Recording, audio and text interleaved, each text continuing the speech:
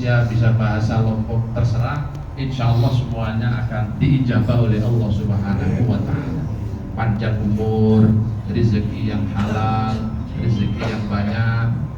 Ya, kalau istri jangan, cukup satu aja Pak ya. Alhamdulillah.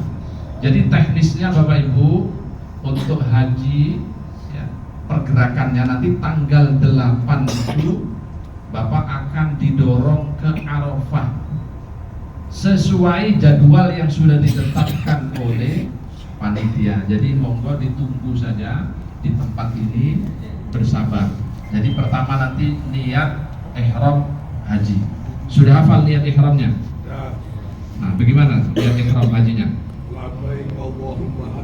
Labbaik Allahumma hajjan. Saya niat untuk menunaikan ibadah haji. Alhamdulillah. Jadi setelah niat di sini kemudian disunnahkan sholat 2 rakaat. Sholat sunnah ihram. Nah, saat sudah memakai pakaian ihram seperti Bapak ini, maka larangan-larangannya harus dijaga, dihindari. Jangan sampai melanggar, karena kalau melanggar berarti kena dam yang tadi Bapak tanya ya. Damnya dam isaah. Damnya tuh bayarnya kemana seandainya melanggar? Oh iya. Jadi damnya nanti pertama ada opsi lewat Basnas. Lewat Basnas. Harganya berapa? Menurut keputusan Dirjen PHU itu 570 real atau dikonversi ke uang rupiah sekitar 2.520 rupiah. Nah, itu ada flyernya Ustaz, sudah disebar ya. Nah, itu ada flyernya, pengumuman nanti ditempel di tembok-tembok kamar atau di komputer depan bawah. Nah, itu harganya 2.520 rupiah untuk satu orang dam tamattu. Lah kalau ditambah dengan pelanggaran tadi, sudah pakai ihram lalu melanggar, berarti ditambah dam isaah. Dam gara-gara melanggar larangan saat sudah berniat ihram, baik ihram haji atau umroh sunnah yang saat ini.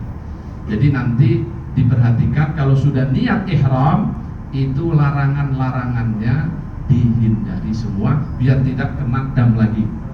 Nah, jadi tamattunya sudah wajib dam, ya, dam nusuk namanya, karena menggabungkan antara haji dan umroh dalam satu waktu. Mumpung kesini ada umrohnya, ada hajinya. Karena itu syukur atas bisa melakukan 2 sekaligus, yakni umroh dan haji. Kita diminta untuk menyembelih minimal seekor kambing. Namanya dam nusuk. Nah kalau melanggar ya, ditambah dengan dam isaah. Tapi ini dam takhir, nanti bisa milih ya untuk yang isaah. Opsi pertama bayarnya lewat Basnas.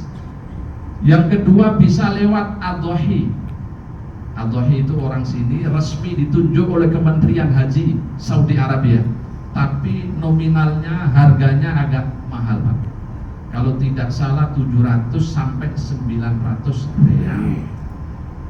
Kalau tidak lewat Adhohi, bisa juga lewat rumah pemotongan hewan RPH yang ditunjuk resmi oleh pemerintah Arab Saudi. Nah, itu ada nanti daftarnya, bisa dilihat di internet juga ada. Yang ketiga sebenarnya kalau dulu bisa juga berangkat langsung ke pasar kambing di Kakia. Tapi tahun ini berisiko Bapak Ibu. Sudah ada 4 orang kemarin diinformasikan oleh Kepala PPIH Arab Saudi yang ditangkap polisi gara-gara transaksi dam. Ada mahasiswa kita, lalu ada mungkin perwakilan dari jamaah. Ketahuan polisi sedang transaksi dam, kemudian diamankan oleh askar atau oleh polisi setempat. Nah, mudah-mudahan kita semua tidak sampai ditangkap oleh polisi. Memang amannya sih lewat Basnas, tinggal transfer niat bayar dam, insya Allah makbul, diterima oleh Allah Subhanahu wa Ta'ala. Jadi pertama itu niat di sini, nunggu pergerakan pendorongan ke Arafah. Nanti di Arafah bisa jadi Bapak jadwalnya siang, bisa sore, bisa malam. Ya, malam tanggal 9. Pokoknya standby saja, siap-siap di sini. Nah, setelah itu Bapak didorong di sana, nanti berkumpul sesuai dengan syarikah masing-masing. Tendanya itu berdasarkan syarikah. Di sana ada markas. Kalau dulu namanya maktab, sekarang gantinya markas, tapi mirip-mirip. Nah, setiap markas itu ada payungnya namanya syarikah. Nanti kumpul di sana. Nah, disitulah memperbanyak doa dan munajat kepada Allah Subhanahu wa Ta'ala. Besok harinya tanggal 9 malam biasanya ba'da maghrib itu mulai didorong menuju Musdalifah. Nah, di Musdalifah nanti Bapak Ibu akan menginap di sana, mabit di Musdalifah. Insya Allah juga nanti akan ada pendorongan berikutnya, itu biasanya setelah tengah malam tanggal 10. Jadi malam tanggal 10 jam 12 jam 1 itu mulai didorong. Kemana dorongnya? Ke Mina. Jadi Bapak Ibu persiapkan kesehatan, karena di Musdalifah itu tidak ada tendanya. Tendanya tidak ada. Jadi di pelataran lapangan seperti depan ini terbuka ya. Depan hotel ada lapangan, kira-kira seperti itu. Jadi disiapkan fisiknya, kemudian barang perbekalannya. Lalu didorong ke Mina, Bapak Ibu akan mabit di Mina. Itu tanggal 10 sampai sana Bapak akan melempar jumrah Aqobah di tanggal 10. Ini ada yang tanazul nggak Ustadz lalu? Nggak ada ya? Nggak ada di LOP. Jadi semuanya nanti akan mabit di Mina. Ya.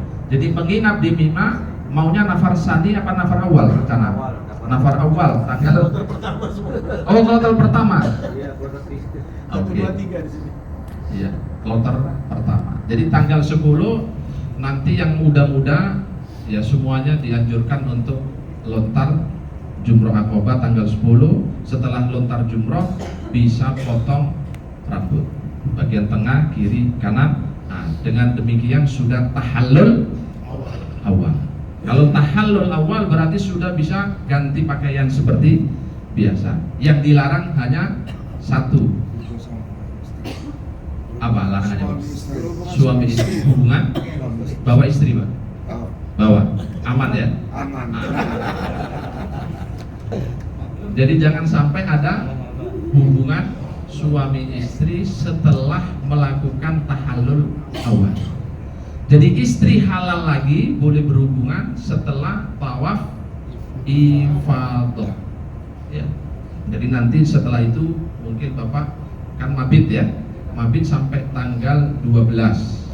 Tanggal 11-nya lempar jumroh tiga-tiganya. Ula, wusta, Aqobah. 7. Bismillahirrahmanirrahim. 7. Bergeser ke tengah, wusta, Bismillahirrahmanirrahim. 7 kerikil, 1, 2, 3 sampai 7. Bergeser ke Aqobah. Balik lagi ke Mina, nginep malam tanggal 12. Nanti pagi hari jangan lempar di jam 9 sampai jam 3. Karena itu waktu yang dilarang oleh pemerintah setempat. Panas sekali, Pak. Tahun lalu cerita Kiai Muksid, katanya ada dari Mesir itu 120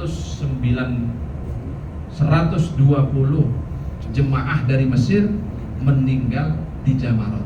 Karena apa? Mereka bergerak jam 10 pagi. Panas-panasnya hampir 50 derajat.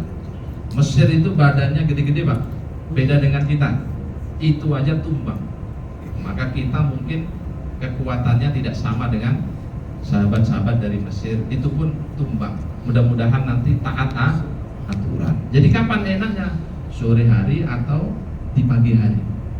Atau kita ngambil salah satu qaul madhab ya, karena Bapak mungkin nafar awal itu sudah didorong mulai jam 7 ya. Biasanya dari pihak syarikah itu jam 7 sudah penjadwalan pendorongan, maka mungkin dapat jadwal lemparnya itu pada fajar, pada subuh. Pada subuh itu kan adem enak. Nah itu lempar di tanggal 12, nanti lempar, kemudian balik lagi ke Mina. Habis itu persiapan untuk pendorongan ke hotel. Itu nanti ada fasilitasi dari Nakobah, dari pihak transportasi Arab Saudi.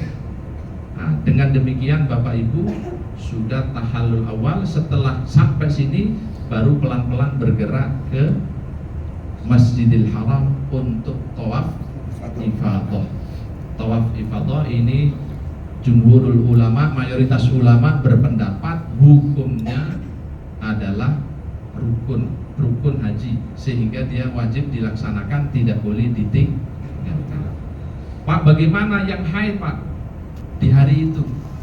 Ya nunggu dulu, karena tawaf itu harus suci dari hadas dan dari najis. Makanya yang haid, ini ibu-ibu masih ada yang haid ini ya? Sudah nggak haid semua kan? Sudah selesai. Nanti ifadah mudah-mudahan tidak pas haid. Kalau pas haid maka menunggu sampai suci. Kalau sudah suci baru bergerak lagi ke Ka'bah untuk tawaf ifadah. Tapi kalau hari H penerbangan besok lalu ditunggu sampai sore ini tidak segera berhenti haidnya, maka segera dibersihkan saja, ditutup rapat-rapat, lalu bergerak ke Ka'bah untuk melaksanakan tawaf. Kita mengambil pendapat yang membolehkan. Yang penting nggak sampai bocor. Nah, setelah itu esok hari berangkat pulang. Insya Allah diterima oleh Allah Subhanahu Wa Taala. Dengan demikian sudah sah untuk dipanggil sebagai Pak Haji dan Bu Hajjah. Alhamdulillah. Bapak Ibu sekalian, itu beberapa teknis operasional pergerakan mulai tanggal 8 sampai terakhir tawaf ifadah. Saya kira itu saja gambarannya, karena tadi Ustadz lalu sepertinya sudah banyak menyampaikan materi sebelumnya, dan mudah-mudahan kita semua mendapatkan sekali lagi predikat haji yang mabrur, ya, dosa-dosa kita diampuni oleh Allah Subhanahu wa Ta'ala. Amin amin ya rabbal alamin. Hadanallahu wa iyyakum ajma'in. Wassalamualaikum warahmatullahi wabarakatuh. Waalaikumsalam. Ada satu pertanyaan Ustaz. Iya, mangga.